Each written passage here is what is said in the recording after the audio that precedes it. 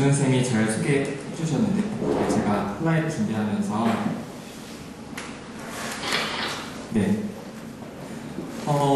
저는 이제 대학원에서 학부대학원에서 심리학을 전공했는데요. 제가 이렇게 부모 교육을 오면 우리 부모님들이 처음에 표정들이 다 앉으세요. 딱 이런 표정이에요. 어떤 표정이냐? 속으로 너 몇 살이냐? 몇 살인데 부모 교육하냐 이제. 우리나라에서는 이 나이가 계급이라서 나이가 어리면 굉장히 불리합니다. 저는 75년생입니다. 75년생이고요. 어떤 분들은 뭐 동안이가 좋겠다 하는데 전혀 안 좋습니다. 저는. 그러니까 청소년들 만날 때는 좋아요. 청소년들 만날 때는 아이들이 좀 이렇게 나이 있으신 상담자들을 좀 싫어하기 때문에 저는 만나면 이제 좋아하죠. 저는 대학원에서 이제 석사를 마치고 또 현장에서 아이들을 좀 만나고 또 이제 제가 부모가 되면서 부모교육 관련 책들을 내면서 제가 아는 건 없지만 경험은 아마 여기 계신 우리 학부모님보다는 훨씬 부족하겠지만 제가 여러 아이들을 만나서 느낀 점들 또 제가 심리학을 하면서 알게 된 것들 또 이렇게 책을 쓰고 우리 동네 설명을 드리면서 진짜 우리들은 아이를 위한 게 뭘까? 사실 부모님들 마음은 다 똑같은 것 같아요.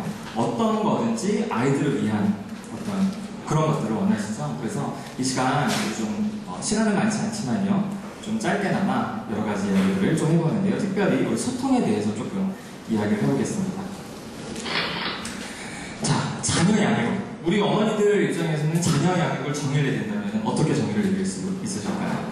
한번 생각해보세요. 자녀 양육이란 뭐다? 한마디로. 자녀 양육이란 뭐다? 제가 이제 질문을 던지면은 대답을 해줘야 됩니다.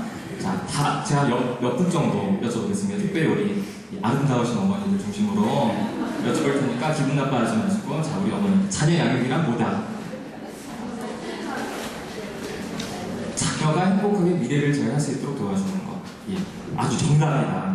근데 이런 거 말고, 그냥 여러분 현실적으로 느끼는 딱 그런 감정적인 표현도 좋습니다.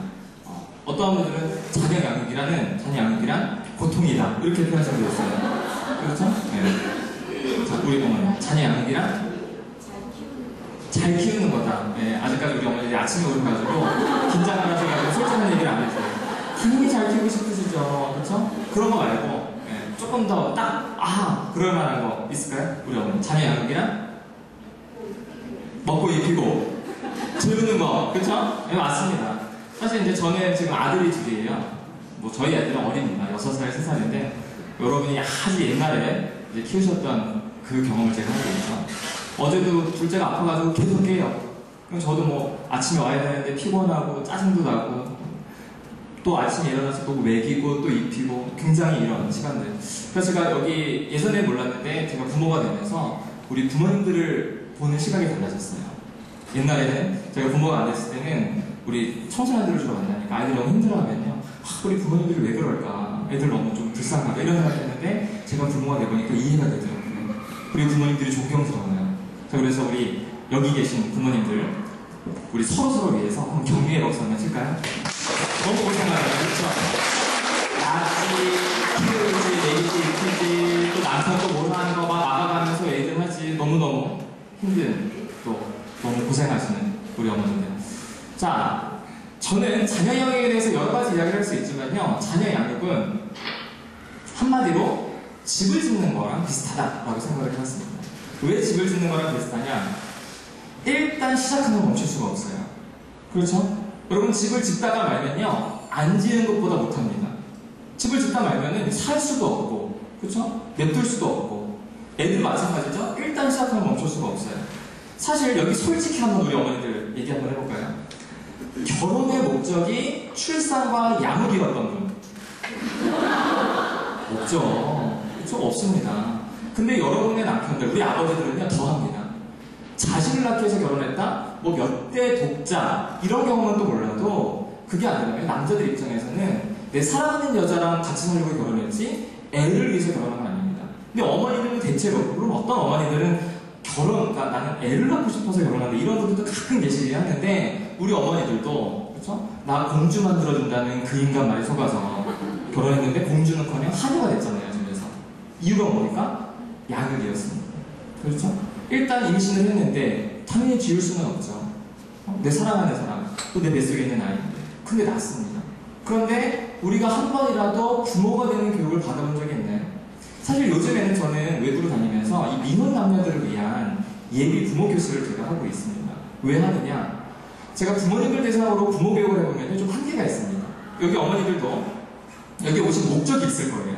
그쵸? 목적. 분명히 목적이 있습니다. 제가 이제 아까 우리 교장 선생님이랑 얘기했는데 시험을 안 나눴다면서요. 그래서 어떻게 하면은 우리 아이 좀 마음 편하게 해서 이번에 시험을 잘 보게 할까라든지 아니면 조금 더 멀리 가서 좀 좋은 고등학교를 어떻게 하면 보낼 수 있을까? 혹은 뭐 그런 목적이 아니더라도 우리 애가 이런 문제가 있는데 이거는 어떻게 접근할 수 있을까? 이런 다 목적을 갖고 오십니다. 그러니까 제가 여기서 아무리 하고 싶은 얘기를 해도 우리 어머니들, 부모님들은요 듣고 싶은 얘기만 들으세요. 그래서 제가 생각한 게 부모가 된 다음에 하는 부모 교육보다 부모가 되기 전에 하는 게 너무너무 좋겠다 해서 했는데 예비 부모를 미혼 남녀를 위한 예비 부모 교실인데 사람들이 올까요 안 올까요? 안 오죠. 자식을 낳기 전에는 자식을 낳고 키운다는 게 얼마나 고통스럽고 힘들고 어려운 일인지 잘 모릅니다. 그러니까 잘 안 옵니다. 근데 제가 그걸 하는 이유가 일단 시작하면 멈출 수가 없어요. 자, 결과가 확실히 나타납니다. 여러분이 가장 두려워하시는 거죠. 그렇죠? 여러분이 가장 두려워하시는 거. 주변 사람들로부터. 그렇죠? 혹은 여러분 스스로에 대해서 우리 아이 이거 어떻게 클 거냐. 그 결과는 확실히 지속됩니다. 사람이 갑자기 변하는 경우도 적지 않게 있기는 합니다. 하지만 그 전제는요, 사람이 잘 안 변한다는 거에 전제를 깔고 놓았을 때 변하는 게 굉장히 크게 보이는 거지 사람은 기본적으로 잘 변하지는 않습니다. 잘 변하지 않습니다. 제가 그런 면에서 우리 여기 계신 부모님들 자녀들이 중학생이라면 아직은 기회가 있습니다. 기회가 있습니다. 그래서 우리 자녀들을 지금부터 어떻게 돕느냐? 지속되기 이전에 변할 가능성이 있는 건데요. 어쨌든 결과가 확실히 나타난다. 뭐 어떤 집 자식은 어디 갔다더라. 어떤 집 자식은 뭐 했다더라. 이런 얘기 너무나 많이 들리지 않습니까? 집도 마찬가지입니다. 집을 딱 지어놓으면요 확실합니다. 좋은 집, 안 좋은 집, 사람들이 살고 싶은 집, 살기 싫어하는 집. 그리고 집은 정말 1년 살려고 집을 짓는 사람은 없습니다. 그렇죠? 집은 상당히 한 세대 그 이상을 보고 짓기도 합니다. 그래서 쉽게 수정할 수 없다. 물론 그 집의 인테리어를 바꿀 수도 있고 뭐 확장 공사를 할 수 있기는 하지만 집의 기본적인 토대는 쉽게 수정할 수 없습니다. 집은 모두들 비슷한 것 같습니다. 어느 집에 가든지 화장실이 있고 안방이 있고요. 어느 집에 가든지 아이들 방이 있고 거실이 있습니다. 하지만 여러분 집이 다 똑같습니까? 다 다릅니다. 천차만별이에요. 천차만별입니다. 저는 이 동네에서 중고등학교를 보냈어요. 저는 여기 단대부고를 나왔습니다. 단대부고를 나왔고 사실은 제가 이 단대부고를 다닐 때만 해도 그 앞에는 그랜드 백화점이었고 이 동네가 이렇게 학원이 많지는 않았어요. 그리고 저는 자전거를 타고 저는 개포사동 살았거든요. 구룡초등학교인데 거기서 자전거 타고 단대부고로 왔는데 항상 지금 파워플레이스인데 요 자리를 지나거든요. 제가 고등학교 다닐 때는 거기가 공터였습니다. 그래서 전이견 무대가 있었어요. 공터에. 근데 제가 대학을 들어가면서 이 동네를 떠나고 한 10년 만에 이 동네 오니까 저 양재 쪽에서 봤는데 무슨 성이 하나 있는 거예요. 성. 저쪽에서 보니까 이만한 성. 야 저게 뭐야? 그랬더니 저게 타워플레이스예요. 그게 거기 있었어? 사람들이 타워플레이스 제가 여기 봤을 때도요 그냥 되게 높다. 되게 크다. 그렇구나.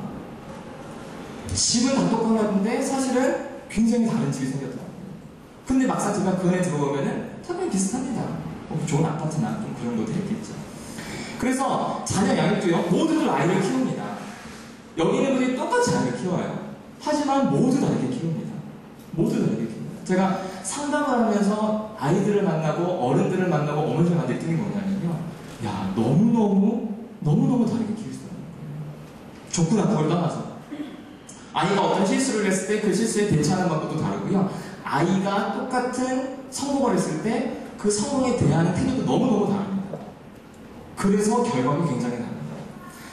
인류와 함께 시작되었다. 집을 짓는 것도 마찬가지입니다. 처음에는 뭐 동굴 같은 데 들어가서 했겠죠. 하지만 동굴을 찾는 것도 일종의 건축이라고 본다면 혹은 동굴을 파는 건 당연히 건축이겠죠. 또 초가집을 만들거나 이런 집을 만들거나 인류와 함께 시작해서 지금도 끊이지 않는 게 건축도 그렇고 자녀 양육도 그렇습니다. 자녀 양육 끝까지 가야 합니다. 여러분 집도 마찬가지예요. 처음에는 어떻게 시작할지 몰라도 끝까지 가봐야 됩니다. 사실 저는 이 동네 살았을 때 이 땅이 이럴 땅이 될 줄 몰랐어요. 그때 좀 참을걸. 돈도 없었지만 그런 생각이 좀 들 정도로 끝까지 가봐야 합니다. 이 집을 한번 시작했다. 이 집이 어떤 집이지? 그러면 가림막을 내리고 집을 짜잔 공개할 때까지 끝까지 가야 하는 것처럼 자녀여행도 마찬가지다. 그래서 저는 자녀여행을 이번 시간에 한번 건축에 해보겠습니다.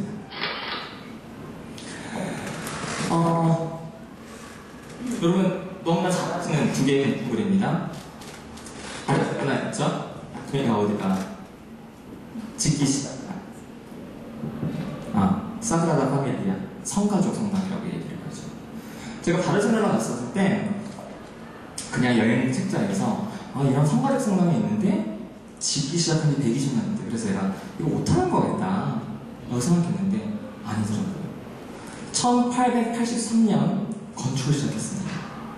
중간에 스페인 내전이나 2차 대전 때문에 잠깐 멈춘 적이 있는데요. 그때를 빼고는 한 번도 쉬지 않고 계속 건축을 하는 겁니다.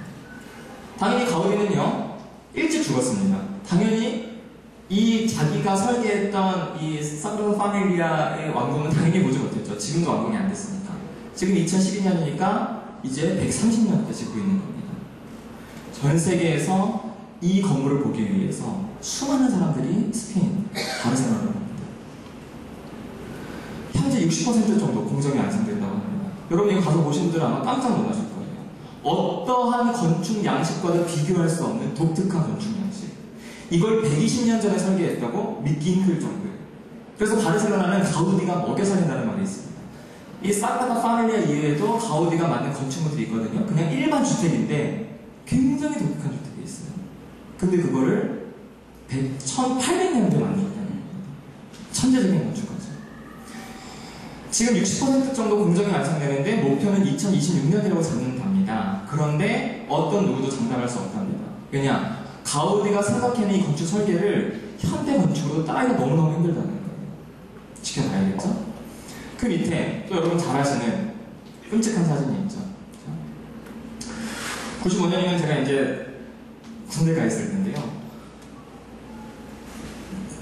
텔레비를 보니까 저는 무슨 영화 찍는 줄 알았어요. 전쟁 영화. 어떻게 이렇게 백화점이 이렇게 무너질 수 있습니까? 근데 여러분 이 백화점은요 원래 처음부터 백화점으로 지으려고 시작한 건물이 아닙니다. 일반 사무실, 아파트, 삼풍 아파트 있죠, 서초동에. 삼풍 아파트 단지 내 상가로 짓고 사무실을 넣으려고 했다가 갑자기 용도 변경을 하면서 건축을 시작했는데 불과 2년 만에 개장을 했고요. 근데 사실은 이 개장도 불법 개장이었습니다. 1990년 1월에 준공검사가 났거든요. 준공검사 떨어지기 전에도 먼저 서둘러서 개장을 해버리고 결국에는 95년 6월 달에 끔찍한 사고가 나고 말았습니다. 한번 동영상 한번 같이 보실게요. 이 앞에서 최악의 붕괴 사고가 발생합니다. 백화점은 퇴근 시간에마다 집으로 돌아가는 사람들로 가득합니다. 그리고 상상치도 못할 일이 벌어집니다.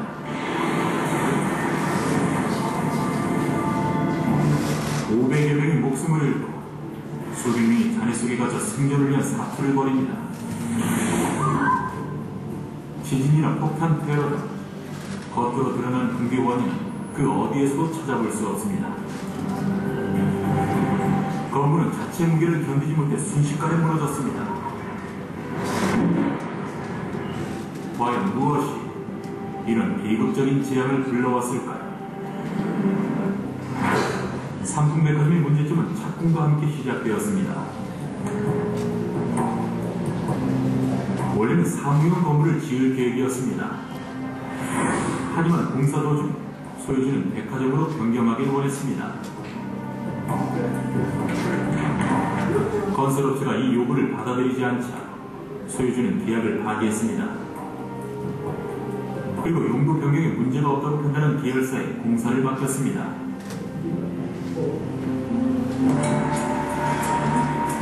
이들은 상품을 판매할 수 있는 트임 공간을 마련하기 위해 구획벽을 제거했습니다. 그리고 에스컬레이터 통로를 뚫었습니다. 마지막으로 새로운 건설업체는 지지기둥의 지름을 79cm에서 58cm로 25%나 줄였습니다. 심지어 에스컬레이터 근처의 기둥들을 더 많이 줄였습니다. 또 있을지 모르는 결함을 찾기 위해 조사단은 건물이 지탱할 수 있는 하중을 계산했습니다. 그 결과는 놀라웠습니다. 기록에 의하면 수유주는 원래 4층 건물로 건축 허가를 받았습니다. 하지만 삼풍백화점은 5층이었습니다. 이들은 약 3,000톤의 콘크리트를 추가로 쏟아부으며 한계층을 더 올렸습니다. 지지기둥에 보강 없이 말이죠. 하중은 더욱 증가합니다. 소유주는 넓은 매장의 냉방용으로 거대한 냉방 설비 3대를 옥상에 설치했습니다. 설비 자체의 무게만 총 36톤에 달했습니다. 여름에 냉각수까지 채워질 경우 무게는 약 3배로 늘어나 87톤에 이르고 이는 설계하 중에 4배에 달하는 무게입니다. 냉방장치가 가동되고 소음에 대한 주민들의 불만이 제기되면서 이들은 마지막 실수를 저지릅니다. 동계 2년 전 이들은 냉방장치를 옮기기로 합니다. 하지만 비용 절감 위에 기중기를 사용하지 않는 끔찍한 실수를 범합니다. 대신 냉방장치를 굴림대에 싣고 반대쪽으로 밀고 갑니다. 무거운 냉방장치가 이동하면서 지붕 전체에 균열이 생깁니다. I'm appalled at how fast and loose they were playing with the physics. You can't defy the laws of physics, and that's what you're attempting to do here.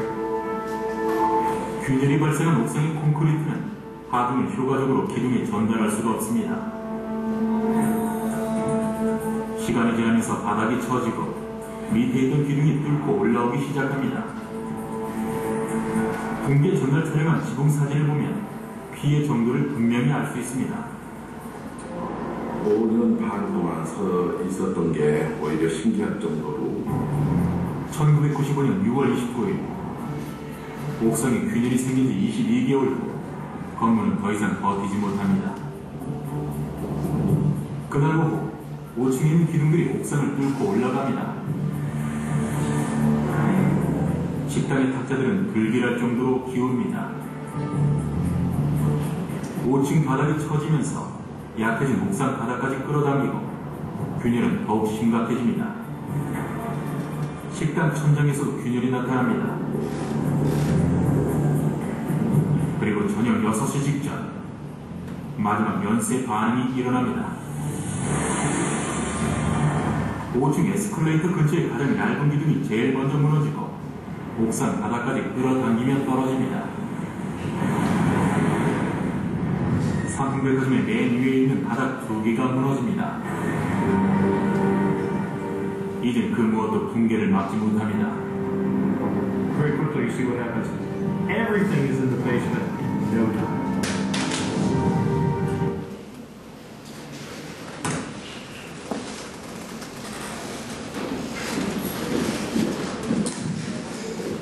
끔찍한 일이죠.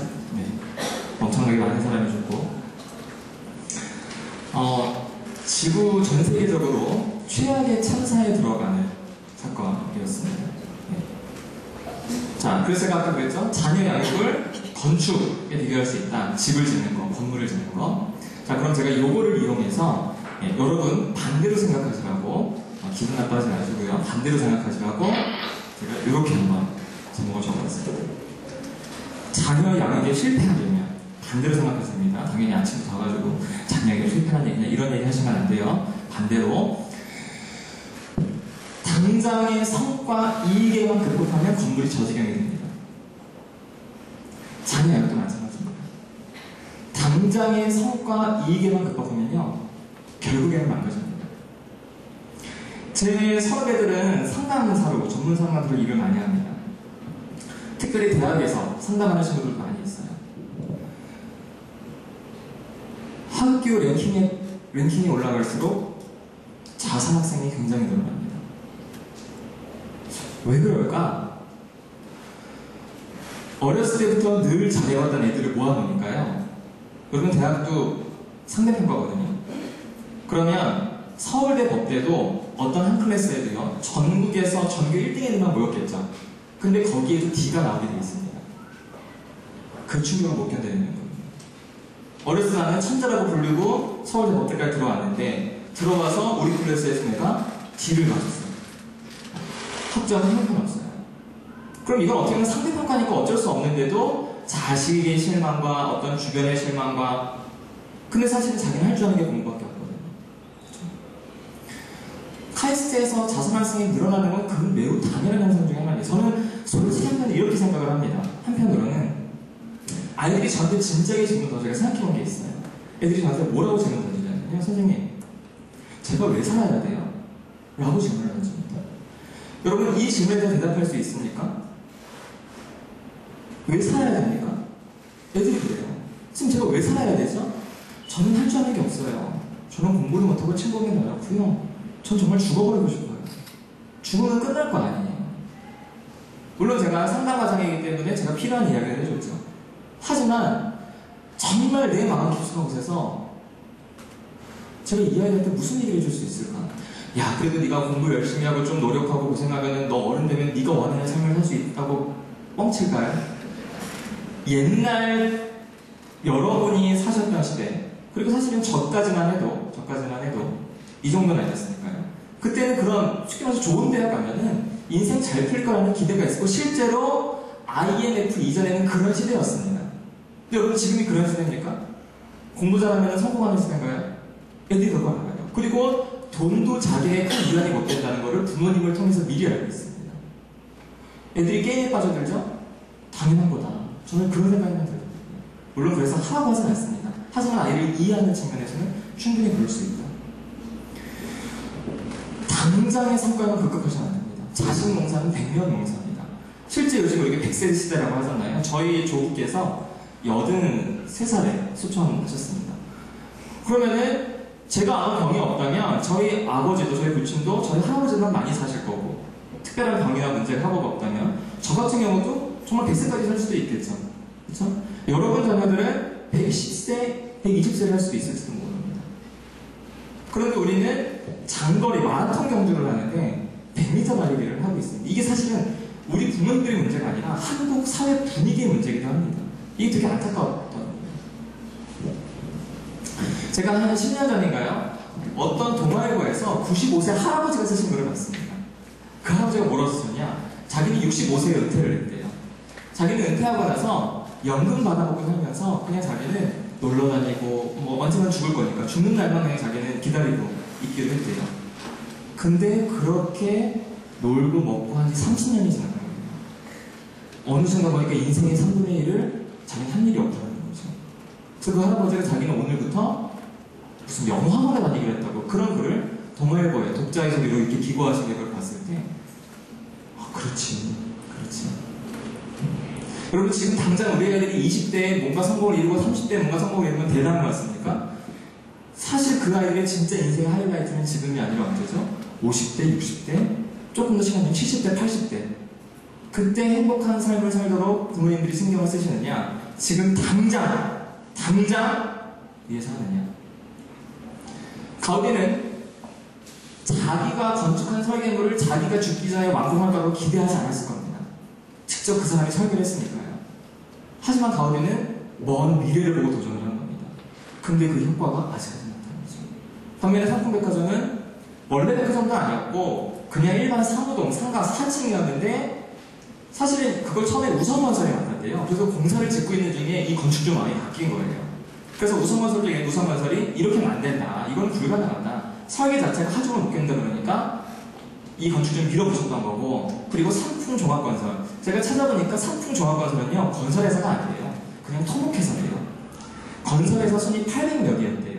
그러니까 제대로 건물을 지어본 적도 없는 자기 계열사. 계열사니까 당연히 회장님 눈치를 보겠죠. 야, 너네 할 수 있어? 할 수 있습니다. 해. 완전히 무조건 밀어붙이는 식으로. 결국엔 끔찍한.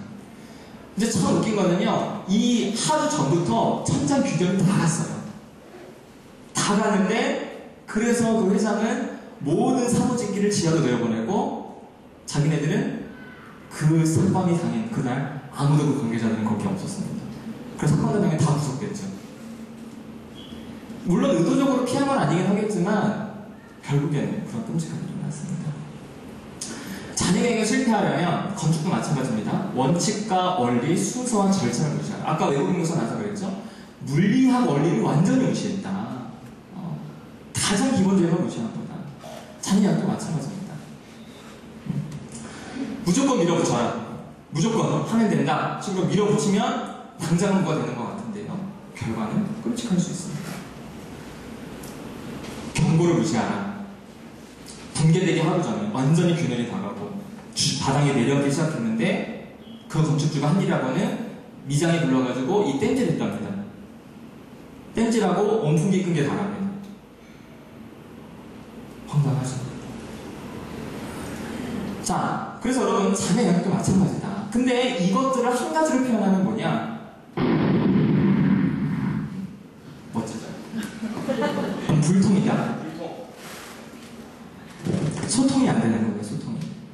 건축주와 건축 시공자 사이에서.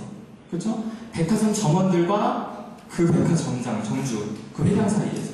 소통이 안 되는 겁니다. 완전히 일방통이에요. 잔해 영역도 마찬가지입니다. 상담은 내담자와 계속 소통하는 일입니다. 그래서 저는 이 훈련을 받았고요. 아이들을 만나서 어떻게든지 제가 판단을 하고 소통하려고 노력합니다. 그리고 물론 잘 안 되긴 하지만 제 아들들을 보면서도 나이가 어리긴 하지만 소통하려고 노력해요. 왜? 그게 너무 중요한 걸 알기 때문에 저도 잘 안 되지만 여러분 저는 나는 된다 이렇게 자랑하는 게 아니라 저도 잘 안 되지만 너무 중요하기 때문에 포기할 수 없는 거. 그래서 여러분 반대로 자녀의 양육에 성공하려면 반대로 하시면 됩니다. 당장의 성과에 급급하지 마세요. 여러분 애들 30살까지 살기라고 이상 떠나게 할 거 아니잖아요. 근데 우리 아이들의 목표의 성공을 30살까지, 40살까지로 두시면 돼요. 그 아이들이 70이 되고 80이 되고 90이 됐을 때 그 아이들의 삶이 어떨지 여러분 정말 생각하고 고민하고 아이들을 만나십니까? 아이들을 대하십니까? 생각해봐야 됩니다. 원칙과 원리. 여러분의 경험을 고집하지 마십시오. 그 다음에 이게 제가 어렵게 볼 거예요. 부모 교육 가면은 제가 아직 중학생 아들을 키우지 못했다고 제 말을 안 들으시는 부모님들이 계세요. 상관할 때도 마찬가지입니다. 부모님들이 제 말을 안 들으세요. 너 안 키워봤지 않냐는 거예요. 제가 그래서 결심한 게 내가 빨리 키워야겠다. 이런 생각을 좀 했어요. 그래 나한테 경험했다고 얘기할 거니까. 근데 여러분, 여러분의 경험보다 인류 보편의 경험을 정리한 게 그런 학자들이 말하는 원리의 원칙입니다. 물론 개인적으로 적용이 안 될 수 있긴 하지만 물리학의 원리의 원칙을 지켜서 건축을 해야 되는 것처럼 사람에 대한 원리와 원칙을 지켜서 우리 아이들을 대하는 게 너무나 중요한 겁니다.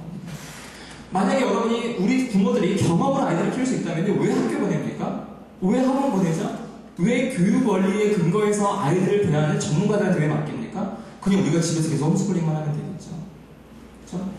무조건 밀어붙이시면 안 돼요. 특별히 중학생부터는 더 그렇습니다. 초등학생과 중학생은 다릅니다, 여러분. 고등학생 되면요, 죄송하지만 우리 어머니들 죄송하지만 고등학생 되면 손 내려놓으셔야 돼요. 결국 여러분이 할 수 있는 일은 혹시 아이가 특목고를 가면은 로드 매니저가 그냥 못해요. 스케줄 조절해주는 거. 다른 거 전혀 터치가 안 됩니다. 중학생이 어쩌면은 이제 소통할 수 있는 초등학생까지 밀어붙이면 갑니다. 애들이 그거밖에 있는지 몰랐거든요. 아이들이 보이는 사인들이 있습니다. 엄마 나 힘들어. 애들이 말을 하거나 말을 하지 않아도 애들이 변하는 순간이 있습니다. 분명히 내가 우리 자식 봐도 좀 이상해요. 학교 선생님도 얘기하시고 내가 봐도 그렇고 예전과 달라지는 거예요. 그건 경고 사인입니다. 경고 사인.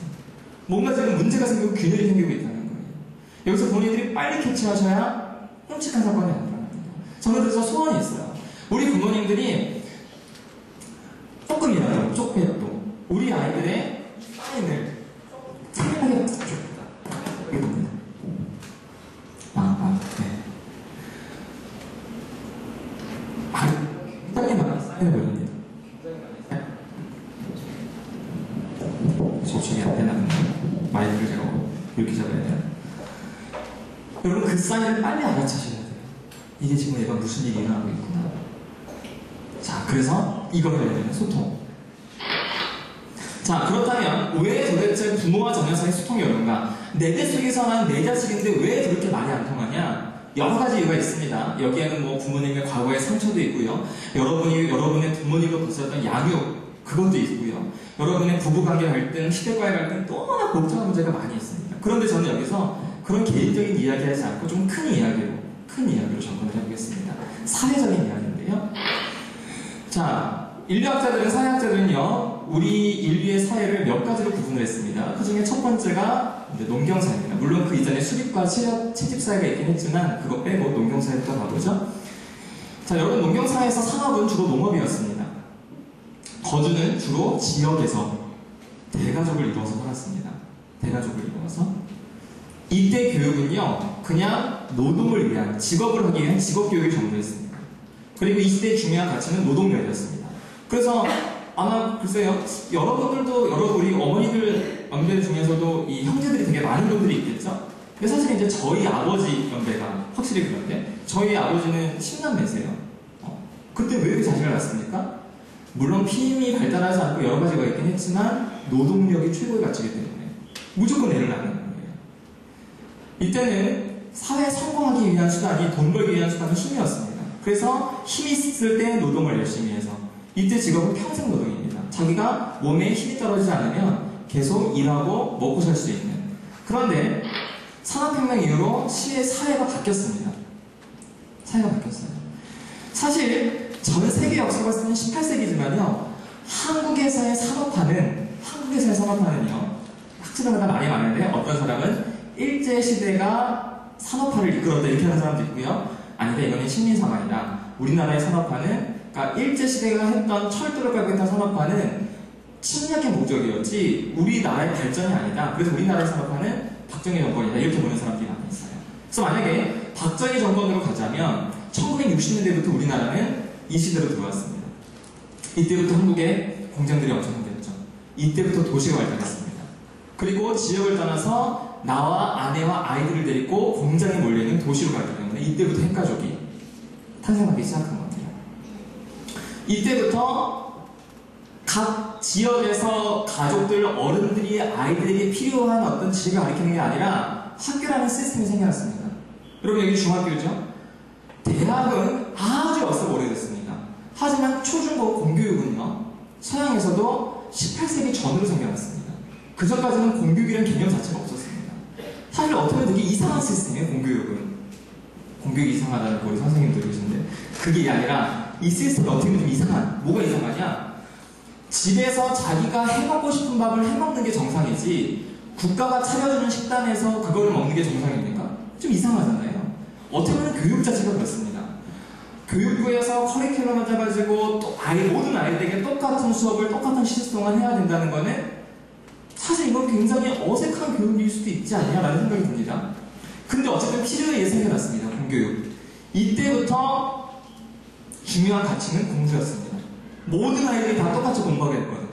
그리고 그게 기준이 돼서 대학에 가고 그게 기준이 돼서 직장을 얻기 때문에 무조건 공부 잘하는 애가 최고.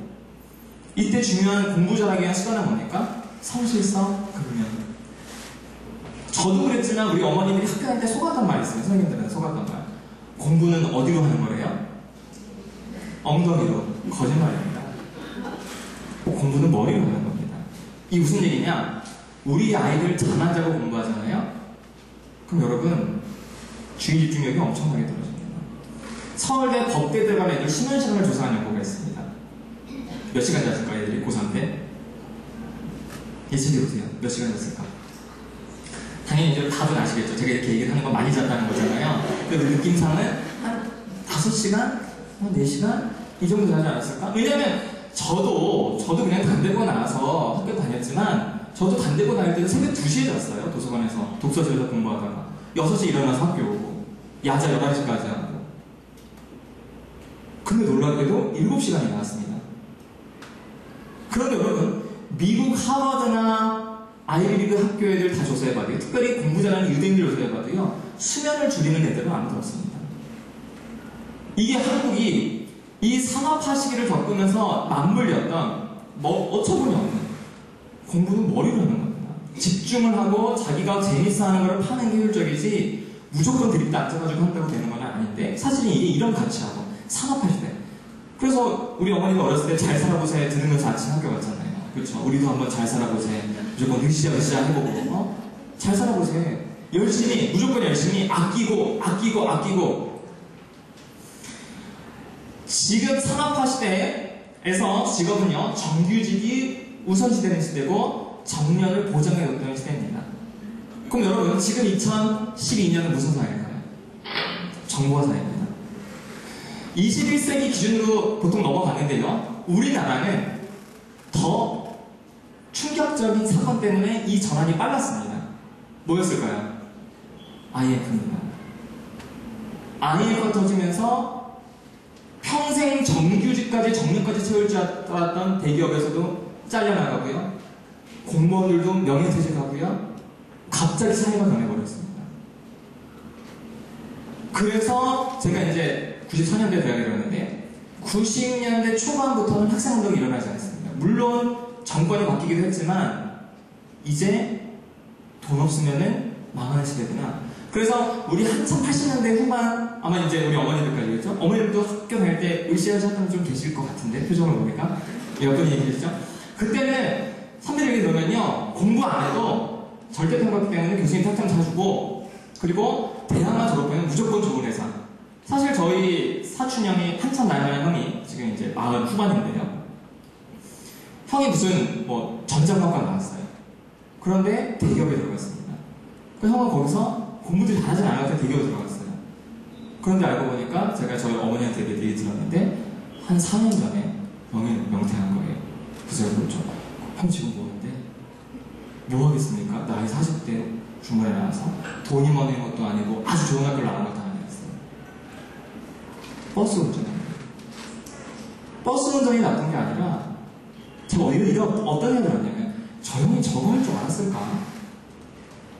왜 그럼 갑자기 세상이 이렇게 변했습니까? 정보화 사회가 변했습니다. 정보화 사회에서는요, 제품을 만드는 공장보다는 이제는 정보 중심, IT 업종. 이제는 전 세계가 하나의 정말 촌이 되는 겁니다.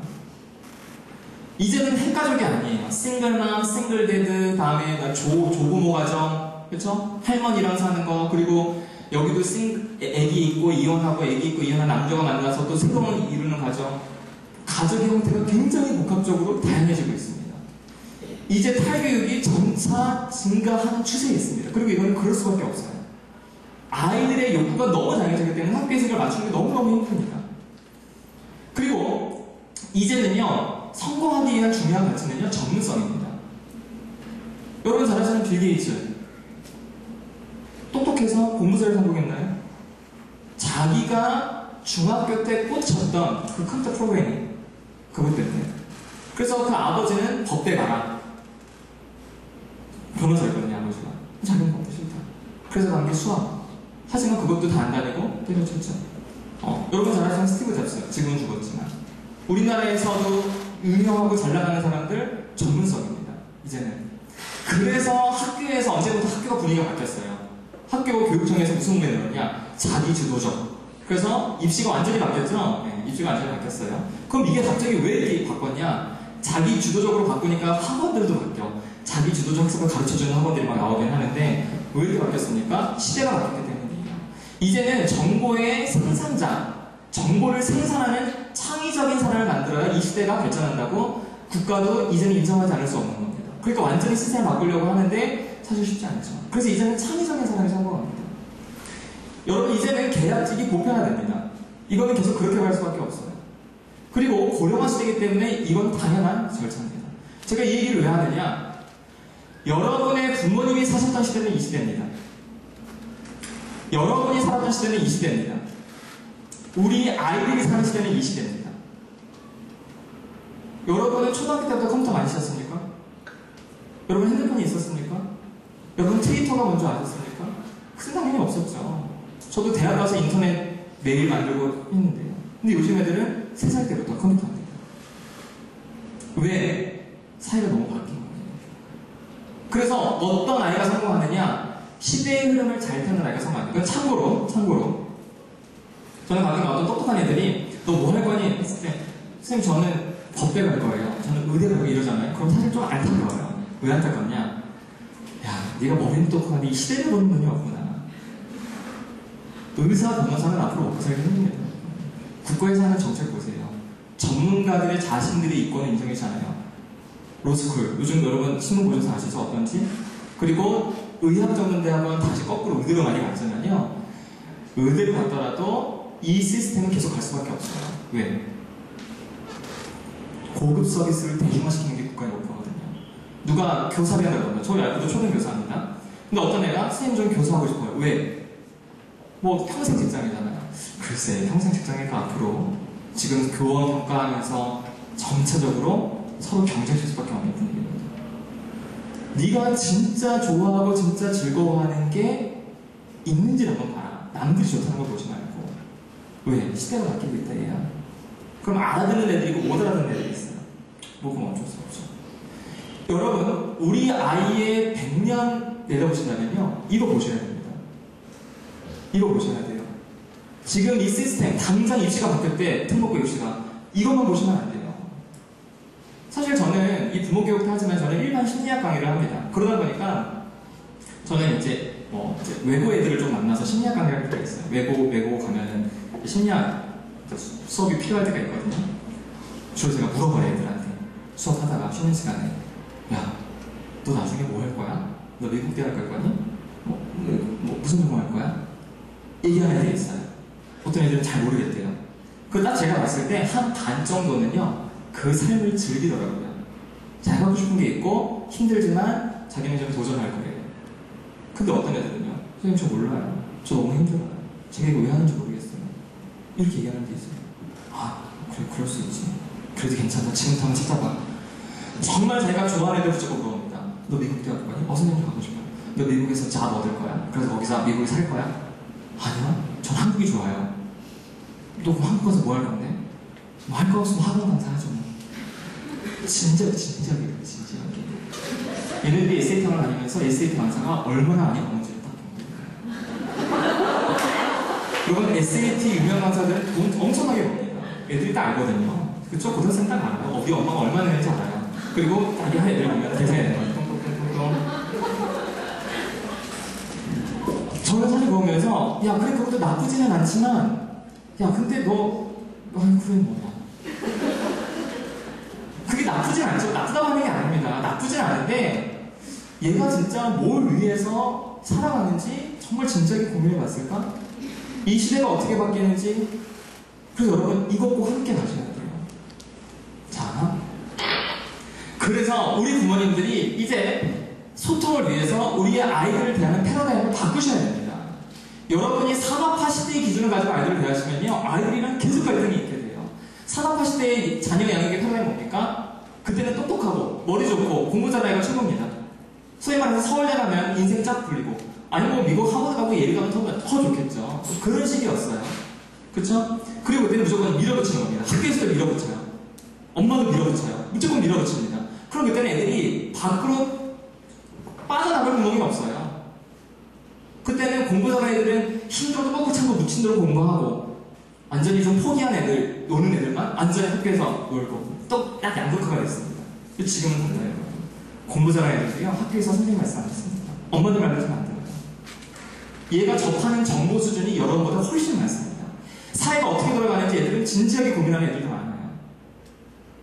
여러분, 무조건 똑같은 기준으로 똑같이 우리 애가 공부 잘하고 여기서 이거 하면 된다. 똑같은 획일화 전략.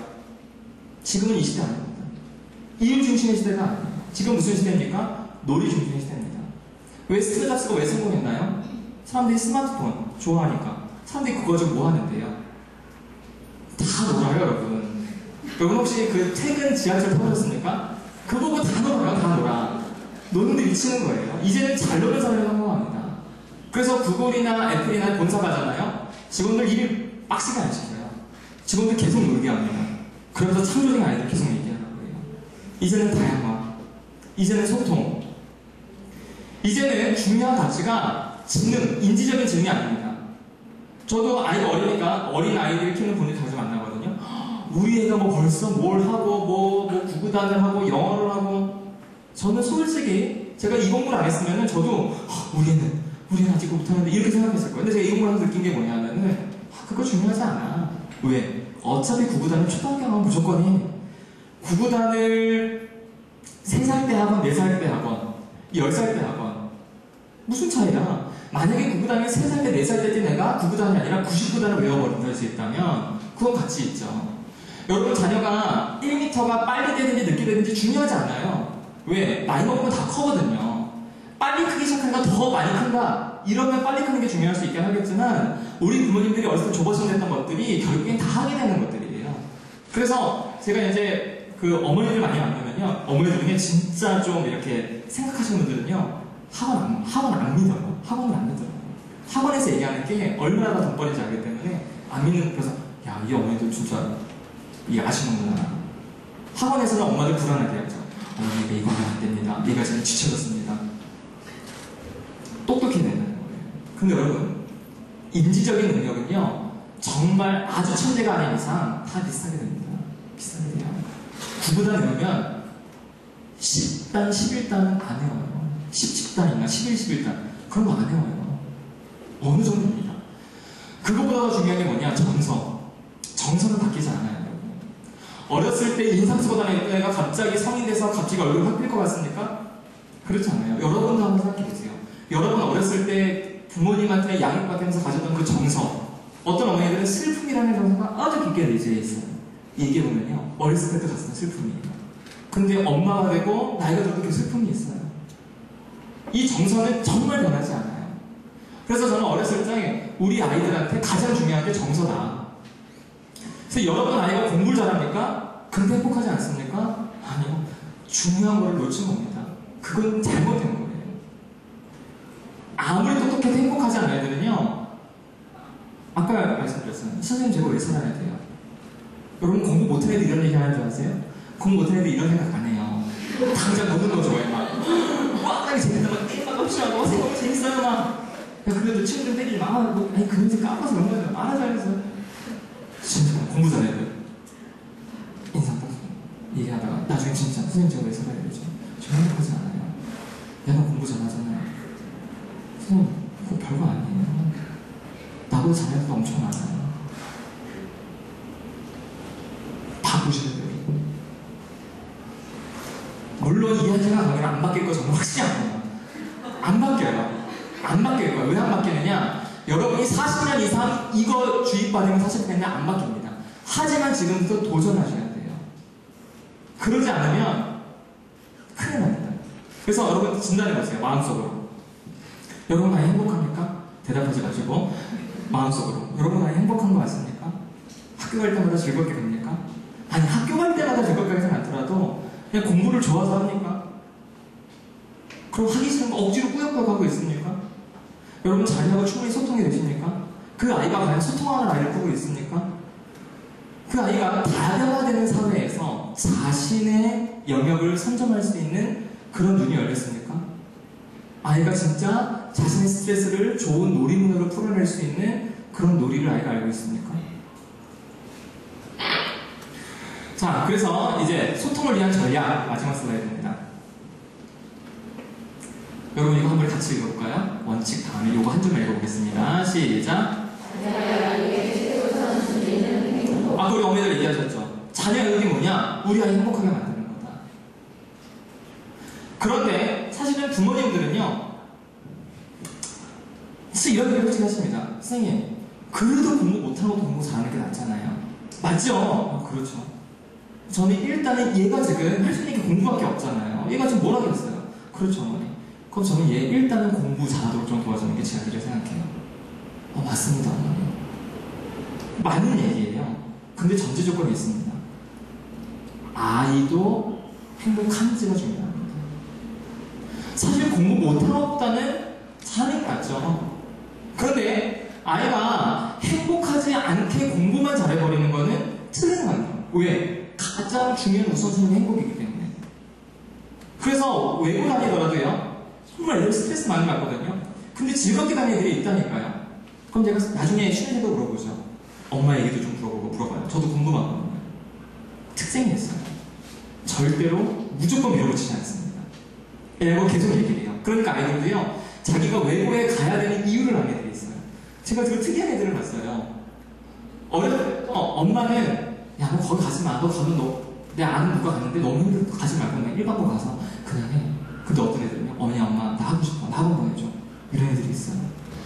상당히 많더라고요. 깜짝 놀랐어요. 여러분 자녀가 진짜 공부를 좋아합니까? 즐거워합니까? 목표가 있습니까?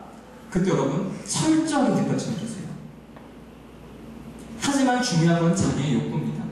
사람 마음은요, 여러분 소도 마찬가지죠. 소를 끌어당기면 소는 안 끌려갑니다. 인간 똑같아요. 똑같아요. 인간도요, 끌어당기잖아요. 안 끌려가는 거예요. 안 끌려가요. 여러분 만약에 집에서 여러분 아이들 특별히 하자고 했는데 저녁 때 쉬었는데 남편이 들어왔어요. 남편이 들어와서 보니까 야, 너 집안꼴이 이게 뭐냐? 나 설거지네. 왜 그런 얘기 들으면 갑자기 막 설거지하고 싶은 마음이 막 생각하니까 이거 알았어, 내가 설거지 할게. 하니까 내가 설거지 하려고 그랬더니 그 인간이 이러니까 야, 네가 해. 나 뭐 지금 노는 줄 알아? 사람 마음이 그렇다니까요. 여러분 어렸을 때 공부하려고 책상머리에 앉았는데 엄마가 야, 공부해! 그러면 어떻게 합니까? 엄마 공부하려고 했는데 공부할 동기가 막 생기네. 땡큐. 하니까 안 해! 그러죠. 애들도 마찬가지입니다. 너 공부해! 하는 사람 싫어! 애들이 뭘 원하는지 모르게요. 그럼 여러분 어떤 분들도 이렇게 질문하세요. 그럼 선생님 애들이 원하는 대로 해결해주나요? 그게 아니죠. 그게 아닙니다. 제한된 영역 안에서 선택하는 것도 도와주시는 거예요. 제한된 영역 안에서. 네가 원하면 학교를 안 가도 좋고 네가 원하면 뭐 네 맘대로 그게 아니에요. 그건 방임이지. 제한된 영역 안에서 네가 원하는 걸 선택할 수 있도록. 그래서 이 길은 나와 너가 함께 팀이 돼서 가는 거다. 우리 계속 같이 이야기하는 거다. 하지만 여기서 중요한 건 뭔가 부모의 욕구가 아니에요. 자녀의 욕구지. 자녀의 욕구입니다. 더 이상 여러분 자식은 여러분 자식이 아니에요. 고등학교 가면 확실히 느끼게 될 거예요.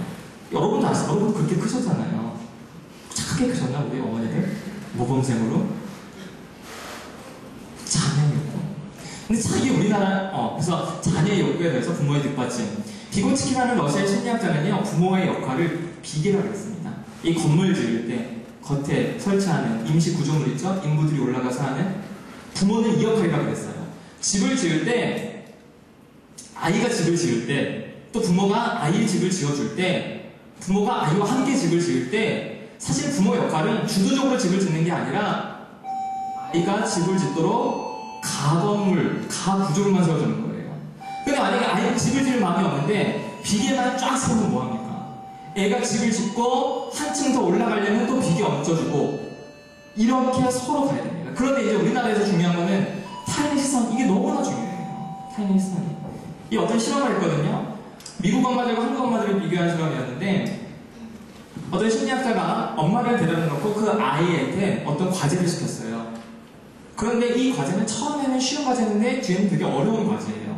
그래서 의도적으로 이 아이들이 그 과제를 실패하게 했어요. 그때 엄마는 지켜보게 한 거죠. 이때 한국 엄마들은요, 애가 못하면 막 너무너무 안달이 나가세요. 그리고 한국 엄마들은 실험이 끝나면 다른 애는 어느 정도 했어요? 다른 애는 잘 풀었나? 이걸 물어봐요. 근데 미국 엄마들은 애가 잘하면 못하면 봐요, 그냥. 네가 해봐. 그리고 절대 다른 애는 어떻게, 이거 안 물어봅니다. 한국 문화가 나쁘다는 게 아니에요. 한국 문화가 좋은 점이 분명히 있습니다. 인간 사는 맛이 나요. 하지만 역기능도 있다는 거죠. 개인으로 봤을 때는 개인이 행복해지지 못하게 되는 이 부분들이 너무 크다는 겁니다. 타인의 시선. 야, 옆집에 어떻게 했대? 여러분 자녀 선택할 거면 야, 걔 어떻게 몇 점이야, 몇 등이야? 알아?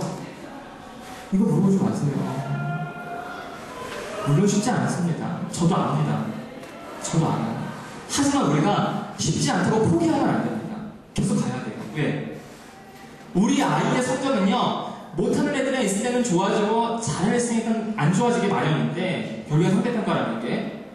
근데 문제는 우리 아이들이 그거를 단지 성적으로 보는 게 아니라 자기 존재의 가치 문제로 보기 때문에 그래요. 옛날에는 공부 잘하는 게 중요한 가치였잖아요. 여러분이 그 패러다임 가지고 아이한테 얘기하시면 아이도 그 패러다임 그대로 받아들여요. 근데 이제는 세상은 그런 패러다임은 아니죠? 갈등이 되는 겁니다. 그래서 야, 옆집은 어떻대? 야, 얘 어디 학원 다닌대? 여기 학원 다닌대? 얘 이거 했대? 야, 이거 했대? 언제까지 우리 아이들이 그렇게 남의 들러리를 쓸 겁니까? 여러분 쉽지 않지만 노력하셔야 돼요. 그래서 어머니들끼리 모여서 얘기 많이 하지 마세요. 이 어머니들 같이 다니시지 말죠. 심리학자가 아무리 얘기하고 상담자가 아무리 얘기해도 옆집 엄마 하면 얘기하면 끝나버려. 안 통해요. 교장선생님 계시면 교장선생님이 얘기해도 소용이 없어. 옆집 엄마 얘기 들으면은 그게 맞아요, 그게. 이해도 돼요. 사실은 그게 또 사는 재미기도 하고. 근데 문제는 우리의 자녀들한테서 그게 엄청나게 큰 스트레스라는 겁니다. 자, 그래서 여러분 꼭 기억하세요. 우리 부모들은 비계만 세워주면 됩니다, 비계. 비계의 원칙은 뭡니까? 건물이 올라가는 속도하고 같이 가야 되는 거예요. 그렇죠? 먼저 앞서가면 안 됩니다. 자, 그럼 방법. 여러분 제발 좀 경청해주세요. 경청과 듣기는 다릅니다. 영어로 listening, hearing. 듣기는요, hearing은 귓구녕이 뚫려 있으니까 들어오는 거예요. listening은요, 집중해서 듣는 거예요. 지금 여기 계신 어머니들 계속 집중해서 들으시죠? 적기도 하시고, 표정도 변하고, 인상도 쓰고, 웃었다가 뭐 하는 겁니까? 집중해서 듣는 거예요. 지금 이제 1시간이 지나고 있습니다. 말하는 제가 힘들까요? 듣는 여러분이 힘들까요? 듣는 여러분이 힘들어요. 왠지 아세요? 저는 집중하지 않아도 돼요. 자동 집중이냐. 사람들이 날 쳐다보는데 어떻게 제가 딴 생각합니까? 근데 앉아 계시는 분들은요, 집중이 너무 어려워요. 계속 딴 생각 나거든. 배소리 들리지, 애들 떠들처럼, 우리 자식은 지금 뭐 할까, 공부도 하지. 뭐, 엉키면 학교 선생님 보고 갈까, 이런 것도 들지. 그럼 뭐 먹자면, 그래도 뭘 하면 그렇기도 하지. 애들한테 내세요. 그렇게 하시면 돼요. 애들 말하면요, 눈 보고 얘기하세요. 아, 그랬어? 설거지 하다가도. 엄마 그래서, 그래, 알았어. 너 뭐라 그랬냐? 됐어. 애들 그러잖아요. 엄마 내 얘기 안 듣잖아. 애들이 언제 그러죠? 엄마 얘기 한 번에 들은 적 있어? 진짜거든요. 다들 얘기 못하는데. 저도 그래요. 여러분들 그렇게 크시잖아요. 저도 그랬어요. 엄마 내 얘기 들은 적 있어? 엄마 나한테 관심 있어? 당연히 부모들은 관심이 있는데 문제는 아이들이 엄마가 나한테 관심이 있게 내 얘기를 들었나 느낌을 못 받는 게 문제입니다. 듣게 하지 마세요. 그리고 히어링 하지 마세요. 집중해서 들으세요. 이것만 해도 끝입니다. 소통 별거 없어요. 듣는 게 소통입니다. 삼풍백화점 건축주는요, 안 들었어요. 우성건설 그 시공하는 사람들 얘기를 안 들은 거예요. 그리고 자기 계열사 삼풍백화점 사람들한테 들었겠습니까? 이렇게 해 그랬죠? 하는 거예요. 5층에서 식당방에서 뭐 사장님 여기 떨어져요. 들었겠습니까? 이거 알아서 갖다 대충 냄새내. 여러분 학교에서 우리 선생님들이 아이들 이야기를 들어주기가 너무 힘들어요. 저희 아이들도 초등교사인데요. 요즘 아이들 숫자가 적죠. 옛날에 비해서. 그렇죠? 그런데도 선생님들은 너무 바빠요. 애들 가르쳐야 되죠. 행정해야 되죠. 너무너무 바쁘시잖아요.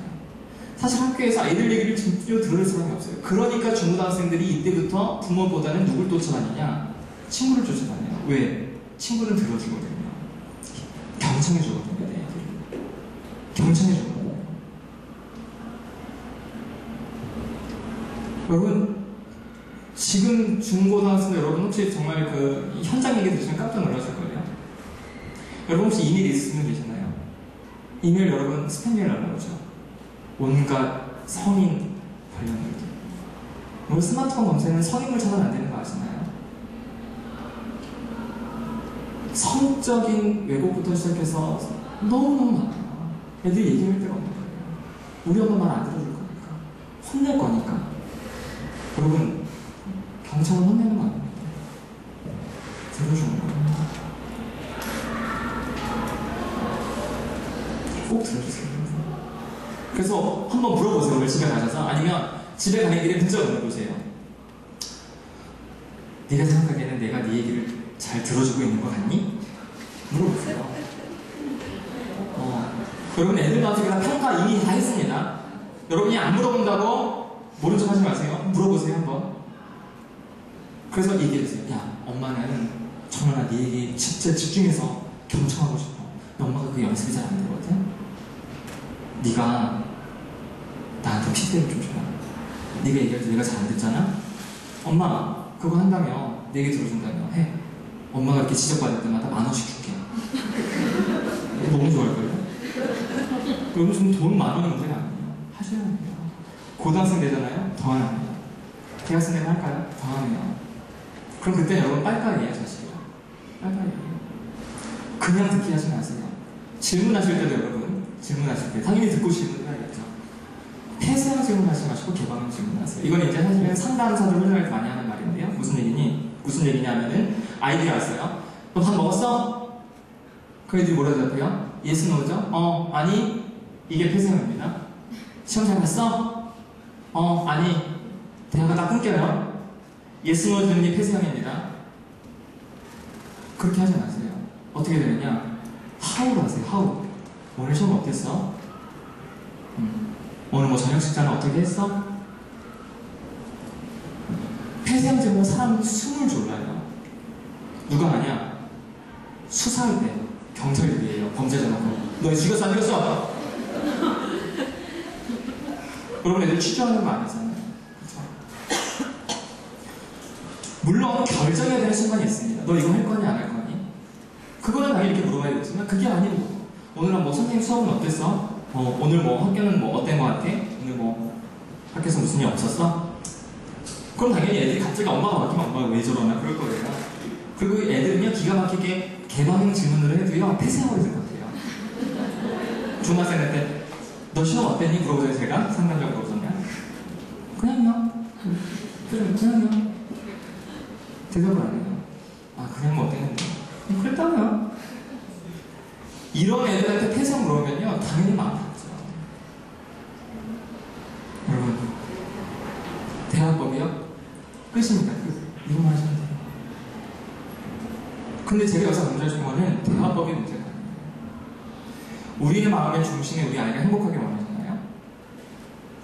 듣기만 하셔도 돼요. 그냥 히어링 하셔도 되고 폐쇄형만 하셔도 돼요. 중요한 거는 마음의 중심이다. 하지만 여러분이 방법 굳이 설명드리면 이런 정도가 있다.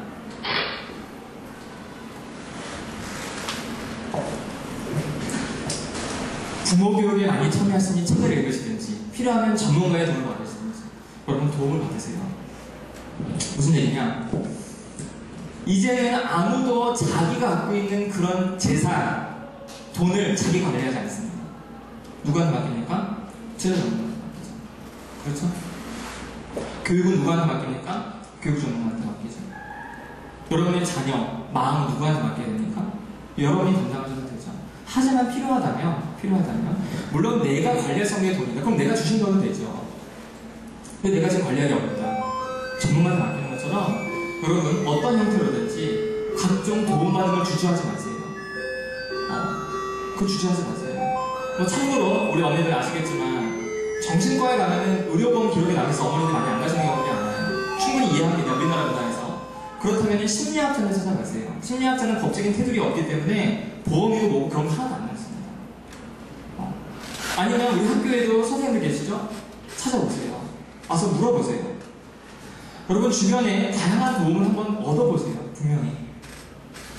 자, 특별히 여러분 사춘기, 우리 이제 중학생들 사춘기.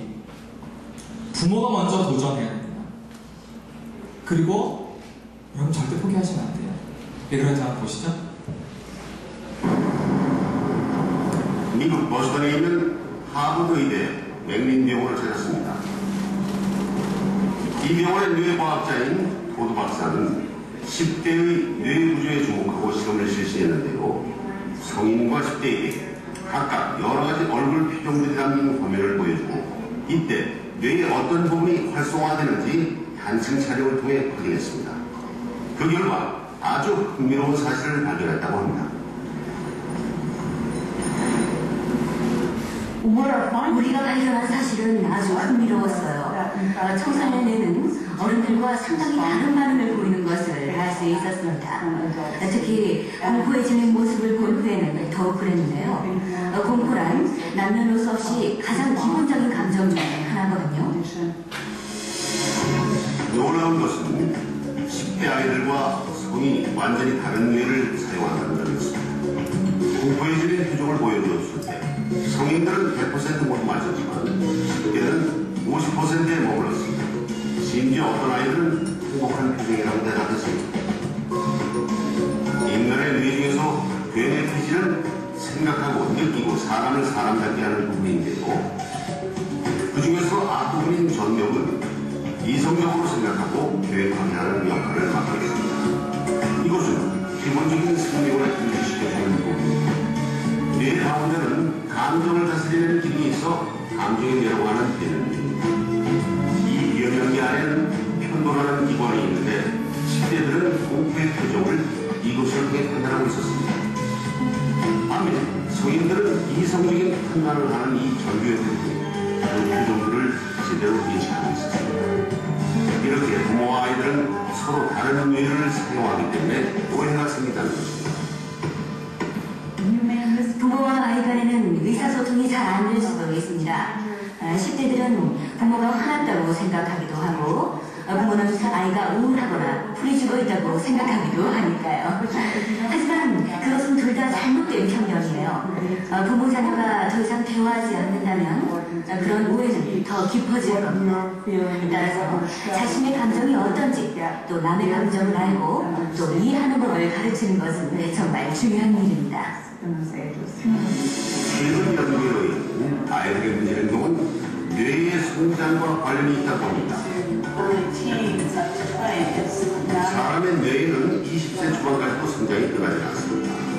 그래서 아이들의 경우는 이성적 판단을 맡은 전두엽이 성장 중에 감정의 뇌인 변연기 안의 편도는 발달해 있어 때때로 어른들이 이해 못하는 행동을 하는 것입니다.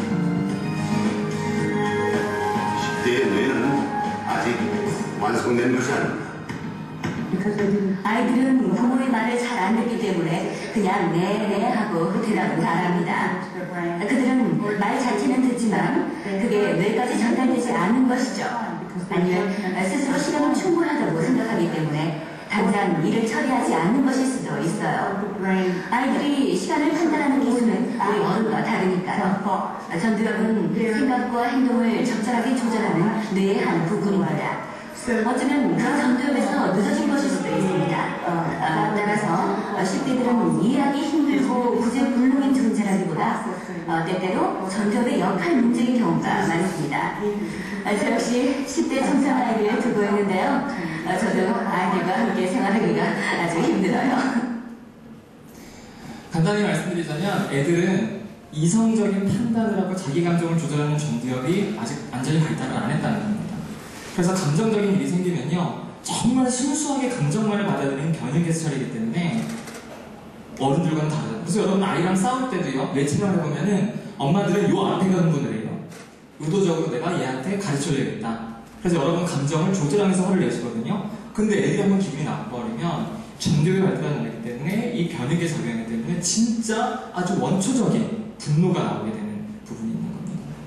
그래서 여러분이 아이들을 대할 때 애들이 말을 안 듣는다고 당연히 우리는 포기하지 않으시겠지만 포기하지 마세요. 소통, 내가 리스닝 해준다고 애가 자기 얘기 잘할까요? 당연히 안 하죠. 왜?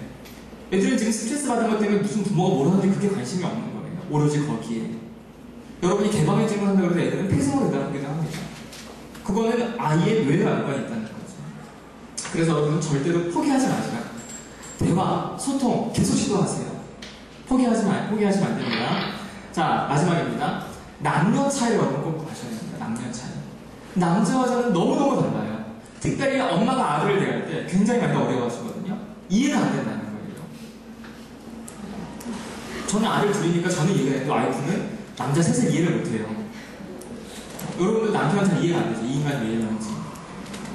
분명 남녀 차이가 있습니다. 사춘기 남녀의 차이는 뇌에서 오는데요. 남자아이의 경우 남성 호르몬인 테스토스테론이 편도체로 활성화시켜 더 빨리 성숙하게 하고요. 여성 호르몬인 에스트로겐은 해마의 성장을 촉진시키는데 여자아이의 경우 해마가 더 빨리 성숙하게 되면서 특징적인 사춘기 양상이 나타나게 되죠.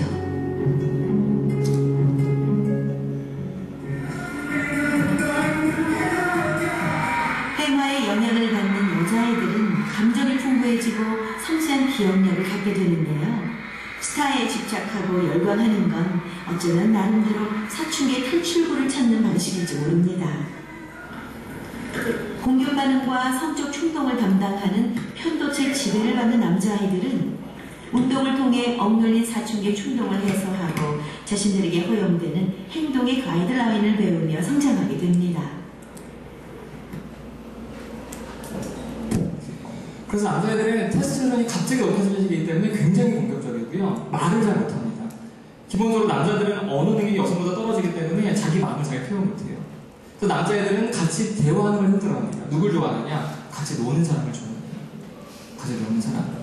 여자들은 누굴 좋아하게요? 같이 대화하고, 같이 욕하고, 그렇죠? 같이 웃어주고, 스타일에서 소리 지르고, 이걸 좋아합니다. 그래서 엄마들이 아들을 보실 때 이해가 안 된다? 그럼 넌 왜 그러니가 아니라, 남자라는 동물이 그런 거예요. 그래서 여러분의 남편의 도움을 받으시거나, 다른 남성들한테 이걸 물어보시고 이해하는 것도 좋습니다. 여자들도 마찬가지예요. 여자들도 한참 감성이 풍부할 때. 그렇죠? 그래서 이것만 좀 말씀드릴게요. 남자애들은 변하는 시기가 있습니다. 급격하게 사람이 변하는 좀 애들이 있거든요. 중학교까지는 공부를 못했다가 갑자기 확 변하는 애들이 있어요. 대체로 남자애들이 그렇습니다. 남자애들은 폭발력이 있어요. 자기가 하나 몰입하잖아요. 완전히 거기에 자기 인생을 걸어버립니다. 근데 그게 위험하게 갈 수도 있죠. 근데 반면에 여자애들은요, 상당히 좀 꾸준합니다. 초등학교 때 여자애들, 중고등학교 때 거의 꾸준해요. 남자애들은 이 변화 굉장히 큽니다. 그래서 여러분, 특히 어머니 많이 오셨으니까, 남자를 대하는 게 어려우시다면요, 기다리셔야 돼요. 기다리셔야 돼요.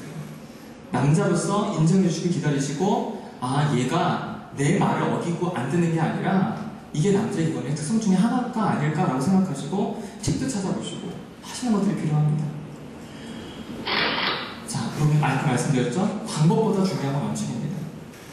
여러분이 진짜 마음을 열고요. 애가 말을 안 들어도 한번 얘기해보세요. 야, 엄마는 네가 행복했으면 좋겠어. 네가 행복하지 않으면 엄마는 행복하지 않아. 엄마가 하는 게 나 좋자고 하는 거 같니? 정말 너를 위해서 하는 거야. 그럼 내가 그러겠죠. 엄마 그럼 나 그거 하고 난다니까. 안 돼. 이러시면 안 돼요. 그거는 정말 좀 사기치는 거 애한테. 여러분이 진짜 얘가 원하지 않으면 진짜 보류할 수 있어야 됩니다. 너 정말 원하지 않니? 근데 엄마가 걱정을 거예요. 네가 지금 학원을 안 다니고 있잖아. 이런 일이 생기게 돼. 넌 어떻게 생각해? 그럼 여러분 진작에 물어보세요. 그러면 일단은 애가 그래도 엄마는 하기 싫어. 그럼 일단 유예를 두세요. 그리고 한번 해보자. 하지만 한번 다시 해보자. 엄마는 걱정이 되거든. 하지만 엄마는 정말 네가 원하면 해줄 수 있어. 하지만 엄마가 걱정되니까 소통하세요. 그럼 애들이 그렇게 소통하려는 부모 냅두고 그냥 막 할까요? 그러지 않습니다. 아이들이 위기의 순간에 빠졌을 때 누굴 떠올리느냐가 그 아이의 생명을 버릴 수 있습니다. 참 안타까운 게 그거예요. 요즘 애들 자살 많이 하잖아요. 학교 폭력 때문에. 뭐가 안타까우냐? 왜 엄마한테 얘기 안 했을까? 왜 엄마한테 그걸 얘기 안 했을까? 왜 아빠한테 얘기를 안 했지? 평소에 우리 엄마는 내 편이 아니라 생각했을지도 모르겠고 얼마나 안타깝습니까? 그렇죠? 그래서 애들 공부 잘하는 거 당연히 중요하죠. 건강도 당연히 중요하죠. 하지만 애가 행복하지 않다면 정말 뭐가 그렇게 중요할까 하는 생각해보면 좋을 것 같습니다. 일단 1시간 정도 강의 들으시는 수고하셨고요. 여러분 아무튼 방법보다 중요한 건 원칙이다. 꼭 기억하시고 여러분 아이들과 행복한 시간 보내시길 바랍니다. 감사합니다.